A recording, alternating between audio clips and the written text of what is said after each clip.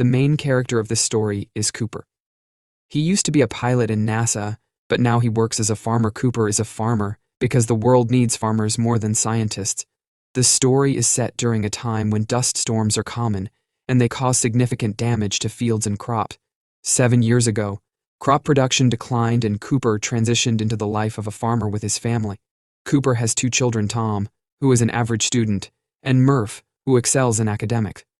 The scene shifts to their house, where Murph tells Cooper that books often fall from her bookshelf, leading her to believe that there is a ghost in her room. Cooper dismisses the idea of ghosts, suggesting that the phenomenon could be explained by natural causes. However, Murph insists that Cooper himself had previously emphasized the importance of science in understanding things that people reject. Reflecting on Murph's words, Cooper encourages her to observe the occurrences in her room and attempt to understand the reasons behind them. In the next scene, Cooper and his family are watching a baseball game when a siren announces the arrival of a dust storm. As they arrive home, their house becomes covered in dust. In Murph's room, Cooper notices peculiar lines made of dust on her purse. Intrigued, he seeks to comprehend how these lines were formed. Murph continues to believe that there is a ghost in her room, but Cooper suggests that she sleeps in Tom's room for the night while he investigates the dust lines. Throughout the night, Cooper meticulously studies the lines, trying to unravel their meaning and origin. When Murph approaches Cooper, he explains that books fall from the bookcase due to the force of gravity. Cooper further elaborates that this particular room possesses a stronger gravitational force. Given his background as a scientist, Cooper recognizes that the dust lines formed within the room represent binary code. Binary code is a language commonly employed in computers and electronic devices for sending or receiving messages, typically using ones and zeros instead of letters or numbers. Cooper successfully decodes the dust lines and discovers the coordinates of a specific location. Both Cooper and Murph embark on their journey towards this place. Upon Cooper's arrival at the location, which happens to be nighttime, he notices that there is nobody present outside the gate. He proceeds to move forward and uses bolt cutters to open the fence at the gate. Suddenly, a security guard confronts him, resulting in both Cooper and Murph being apprehended and confined to separate rooms. In the subsequent scene, the robot named TARS asks Cooper how he managed to determine the location based on the coordinates provided on his map. Cooper becomes incensed and demands to know his daughter's whereabouts. The robot warns against resisting by force. At that moment, a scientist named Amelia appears and instructs TARS to step back. Cooper queries her identity, to which Amelia reveals herself as Dr. Brand. Cooper implores her to disclose his daughter's location, expressing his deep concern for her well-being and offering to provide any necessary information. Amelia orders TARS to escort the girl to the conference room and reassures Cooper that his daughter is safe. Eased by this news, Cooper and Amelia proceed towards the conference room together. Along the way, Cooper tells her that she is like him, urging Amelia to allow his daughter to leave and assuring her that he will keep their secret location undisclosed. Claiming ignorance about the place, Cooper insists that he knows nothing. Amelia responds, confirming that Cooper's daughter is indeed in the conference room, just as she is. Murph opens the gate and embraces Cooper, who then meets Professor Brand and several scientists. One of the scientists asks Cooper to explain how he discovered this secret location. Cooper responds by stating that it is quite challenging to explicate. He reveals that they stumbled upon the coordinates mysteriously, describing it as a supernatural occurrence rather than scientific. Another scientist present urges Cooper to provide a clearer explanation. Meanwhile, Murph interjects, stating that everything became apparent with the assistance of gravity. Meanwhile, Dr. Doyle inquires about the meaning of gravitational analysis. Based on his response, it seems that he already possesses some knowledge about the topic. He states, "Above, look, I will provide you with all the information, but first, you must give me this assurance. Please give it to my daughter, and allow me to leave." Professor Brand then addresses Cooper, stating, "Do you really not know who we are, Cooper?" Cooper replies, "No, Professor Brand, I am unaware." Amelia interjects, "We are from NASA. We work for NASA." Professor Brand adds, "The same NASA you used to work for." Cooper expresses surprise, exclaiming, "I thought NASA was closed." Professor Brand stands and motions for Cooper to accompany him. He leads Cooper to the latch chamber, where Cooper notices a flying object, prompting Professor Brand to inform him that they must conduct secret work in order to justify the allocation of funds towards space projects, particularly during a critical time in which people are dying of hunger. Professor Brand elaborates, mentioning that a time will come when all crops on Earth will be destroyed. Kapar questions Professor Brand, asking about his plan to save the planet. Professor Brand responds that their objective is not to save Earth, but rather to leave it. Kapar asks where they have sent their people, to which Professor Brand replies, above.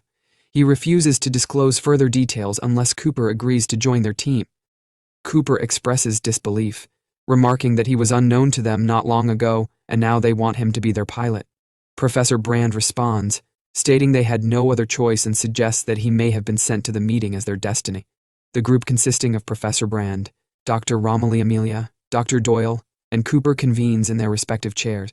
Dr. Romilly addresses the meeting, informing them that 48 years ago, a wormhole spontaneously appeared near Saturn, providing a gateway to another galaxy. Cooper interjects, stating that a wormhole cannot materialize on its own. Amelia stated that someone had intentionally placed the object there.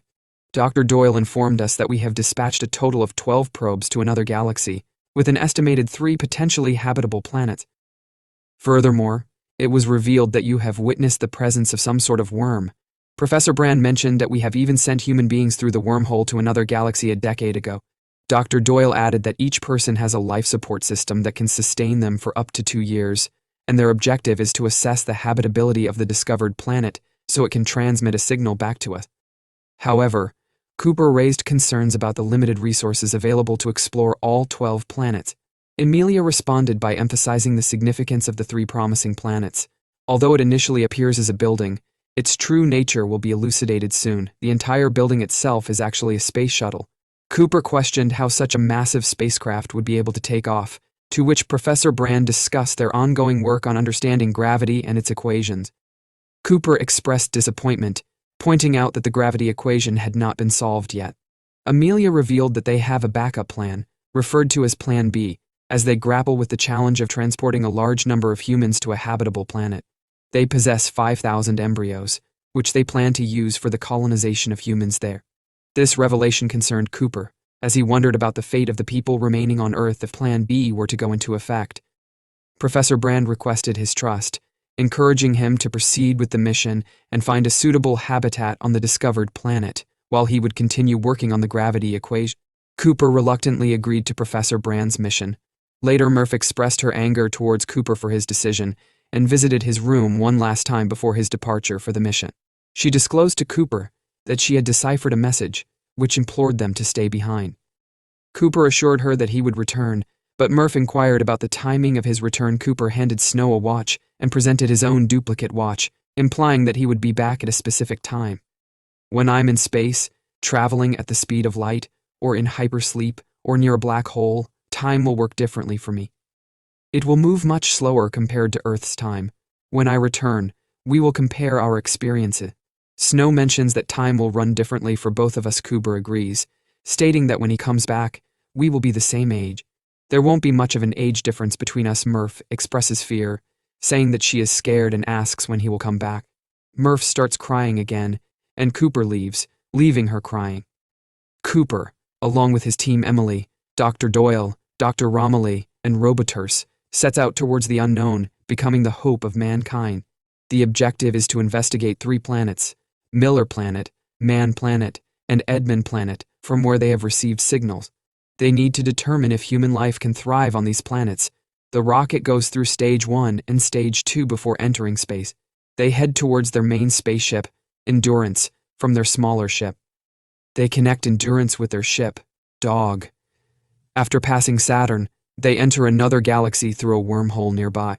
Dr. Romilly suggests that they should visit Miller Planet first as it is closest to them, but it is near the Gargan black hole. Spending an hour on Miller Planet is equivalent to spending hours on Earth. Dr. Romilly studies the black hole while staying in Endurance, while Dr. Doyle remains with him.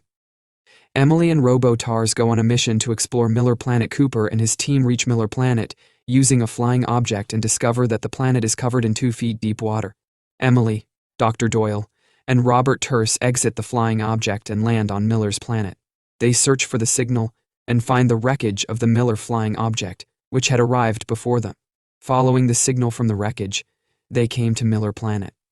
Emily leads the way towards what they believe is a mountain, but Cooper informs her that it is actually a massive wave of water moving rapidly towards them.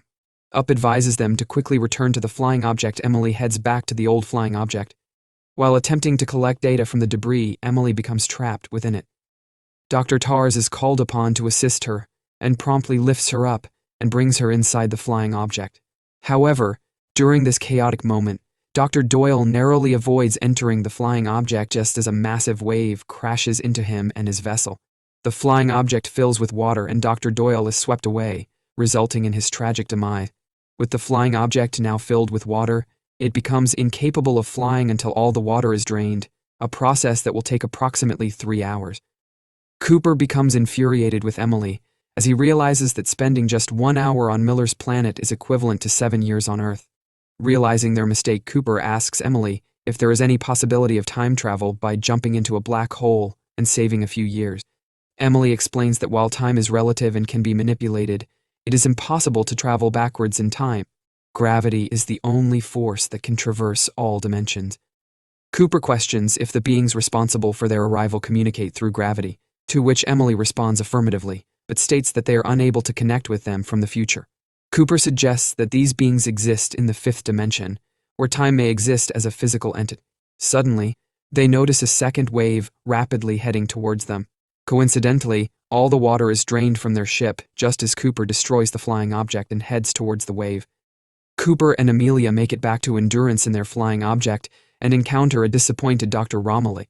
Amelia informs him that they were unable to find anything on Miller's planet. Above, the doctor asks Romilly how much time has passed since they left. Romilly informs them that it has been 23 years, 4 months, and 8 days. Both of them have received messages from home. Let's take a look at them, my friends. It is a very emotional scene when Cooper reads Tom's message. Tom is now the same age as Cooper. He tells me that Grandpa has passed away. On her birthday, Murph records a video message because she is now the same age as Cooper. Before leaving, Cooper promised Murph that he would return to Earth when she reached his age, but he failed to do so. In the next scene, it is revealed that Murph is now working on the gravity equation with Professor Brand on Earth. Meanwhile, Cooper's team is discussing whether they should go to Admin or Man Planet. It is evident that they are running low on fuel. They keep receiving signals from Man Planet, so they decide to head there. Amelia suggests going to the Admin's house, as the situation there seems more promising. This angers Cooper, leading to a heated argument.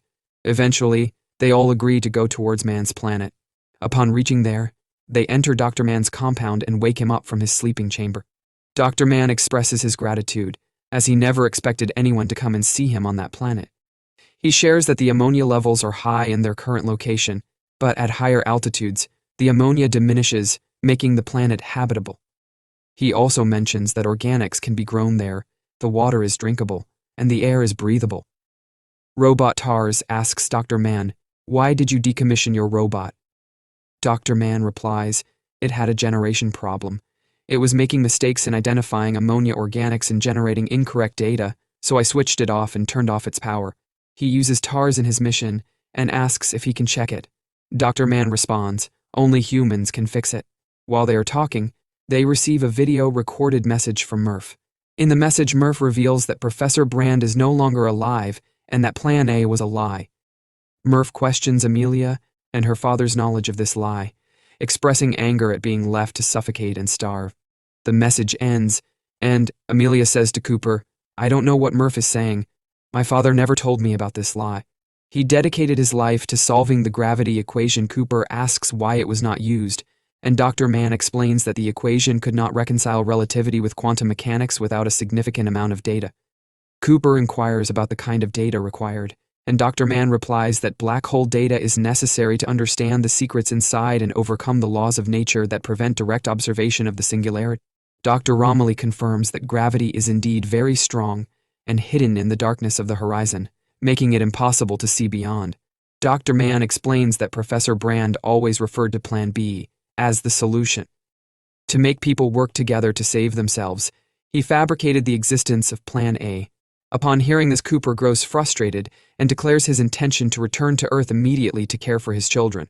Responding to Cooper's plan, Dr. Romilly suggests dropping the TERS robot into the black hole before going back so that it can transmit all the vital quantum data to Earth, ultimately aiding in the completion of Plan A.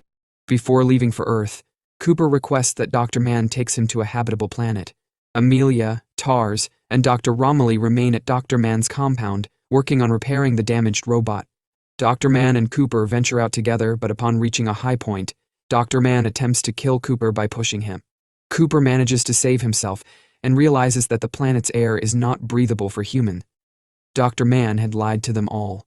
Another altercation unfolds between them as Dr. Mann reveals his motive for providing false data. He wanted someone to come to that planet to save his own life and then intended to leave, alone for Earth, fabricating a story. In the struggle, Dr. Mann breaks Cooper's helmet, endangering his life. However, Cooper calls for help from Amelia, who arrives in time to rescue him from a foreign flying object.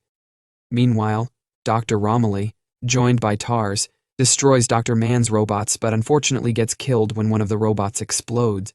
Cooper and Amelia swiftly make their way to Dr. Mann's compound in their flying object. They will experience time dilation, where time moves much slower for them compared to the outside world. Cooper assures Amelia and Tars that they will find a way to survive and complete their mission. As they approach the black hole, the intense gravitational pull starts to distort their perception of space and time. Cooper activates the slingshot maneuver, using the black hole's gravity to propel the Endurance towards Edmund's planet. They experience extreme gravitational forces and intense visual distortions as they pass through the event horizon of the black hole. Inside the black hole, they find themselves in a strange and surreal environment. Cooper uses his knowledge of physics to navigate through the complexities of the black hole's interior. With Tars' help, they manage to find a way to escape the black hole's gravity and reach the other side. Once they emerge from the black hole, they find themselves in a different region of space, light years away from their original location. They are disoriented but relieved to have survived the journey. Cooper, Amelia, and Tars begin to assess their new surroundings and plan their next steps towards Edmund's planet. I will transmit all the data to Earth so that gravity can be understood. Robo-TIRS gives a warning that we have reached close to the black hole. Cooper instructs to immediately turn on the thruster. By using the thrusters, they will be able to escape the gravity.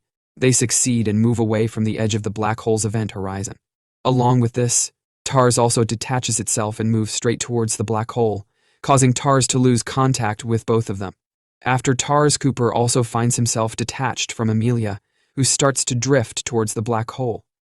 Amelia forbids Cooper from doing this and explains that he should not sacrifice himself. Cooper mentions that according to Newton's third law, sometimes sacrifices need to be made to reach a destination. Despite Amelia's crying, Cooper detaches himself and starts moving towards the event horizon of the black hole. As he detaches himself from the spacecraft Endurance, Amelia heads towards the Edmund planet. After some time, Cooper loses contact with Amelia. Soon after, all the systems in Cooper's flying object stop working. Darkness surrounds him, and he feels the increasing intensity of gravitational turbulence. The computer also comes to a standstill. He is constantly pulled towards the strong gravitational pull, causing his ship to fall apart and catch fire. Cooper ejects himself from his flying object through the ejector, resulting in him floating in the air and entering a mysterious place. He finds himself inside a tesseract that is suspended in the air. Cooper regains consciousness outside of the tesseract and finds himself in a room. He desperately hits the walls of the tesseract, trying to move across but fails. He continues to hit harder until a book falls from the wall in front of him, revealing a room with a young Murph. It is a flashback to Murph's childhood when she is speaking to Cooper. He hears her saying, "Murph, Murph." Cooper turns around and surveys his surroundings.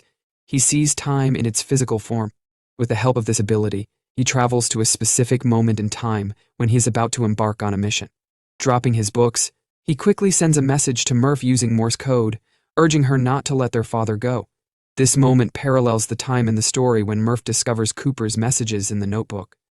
The message instructs her to stay, as a confirmation that she has successfully decoded the Morse code. However, Cooper dismisses the message in his despair, feeling helpless on his mission until he contacts the robot, Tars.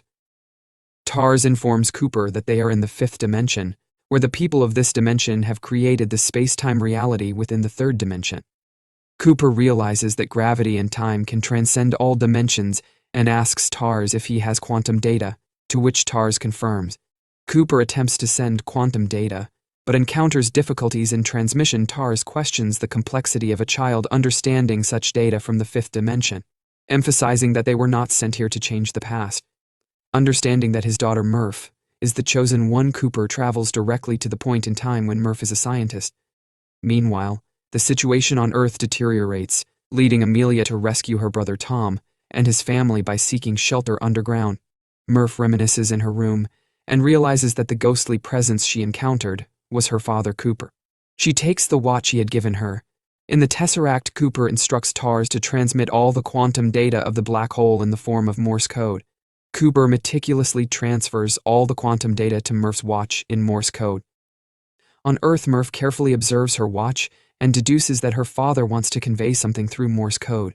She diligently records all the Morse code and successfully deciphers it. Meanwhile, TARS informs Cooper that the people of the fifth dimension are shutting down. TARS informs him that he still hasn't comprehended the fact that this work was not carried out by the people of the fifth dimension. It was solely our own doing. TARS adds that individuals like us are not responsible for all of this. Cooper responds by stating that, although it may not be achievable at present, there will come a time when we can accomplish this. Observing this, he asks the doctor about his current location. The doctor informs him that he is at Cooper Station, named after his daughter. Cooper Station orbits the planet Saturn. Cooper proceeds to his new residence, which is situated in Cooper Station, where he encounters the robot.